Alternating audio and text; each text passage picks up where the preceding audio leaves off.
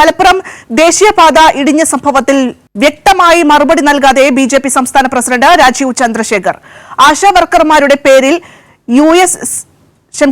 SUCI നടത്തുന്ന സമരത്തെ ന്യായീകരിച്ച രാജീവ് ചന്ദ്രശേഖർ വിഷയത്തിൽ കേന്ദ്ര സർക്കാരിന്റെ വീഴ്ചയെയും ന്യായീകരിക്കുകയാണ്.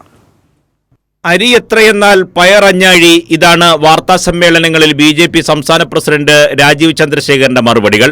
മലപ്പുറത്ത് ദേശീയപാത ഇടിഞ്ഞ സംഭവത്തിലാണ് ചോദ്യം. മറുപടി ഇങ്ങനെ: ആകെ ഇവിടെ ഈ നാട്ടിൽ ഉണ്ടാക്കുന്ന ഒരു ഹൈവേ ആണ്. അത് ഉണ്ടാക്കിയത് നിതിൻ ഗഡ്കരി, നരേന്ദ്രമോദിജി. അത് ഞാനല്ല പറഞ്ഞത്.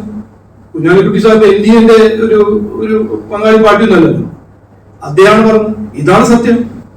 ഇതിപ്പോ എന്നിട്ട് ഇതാണ് ആഘോഷിക്കുന്നത്.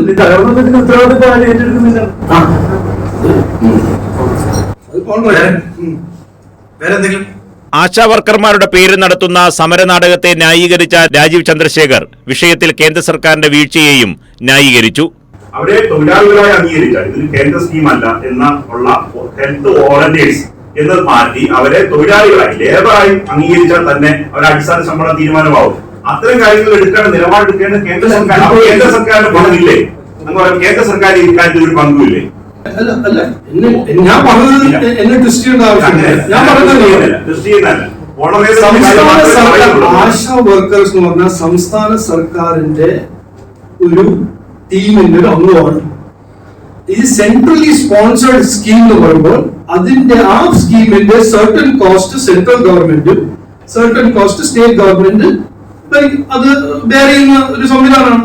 അത് ഈ സ്കീം മാത്രമല്ല, എത്രയോ സ്കീമുണ്ട് അങ്ങനെ. അപ്പോ ഇവരുടെ ട്രേഡ് യൂണിയൻ സ്റ്റേറ്റസോ അവരുടെ status within the state government അത് സ്റ്റേറ്റ് ഗവൺമെന്റ് ആണ് തീരുമാനിക്കേണ്ടത്. ഒരു സ്റ്റേറ്റില് സംസ്ഥാന സർക്കാരിൽ ഒരു CPOന് എൻട്രൻസ് എക്സാമും പാസ്സായി അവർക്ക് ജോലി കൊടുക്കാൻ പറ്റില്ലെങ്കിൽ അതെങ്ങനെയാ സെൻട്രൽ ഗവൺമെന്റിന്റെ റെസ്പോൺസിബിലിറ്റി?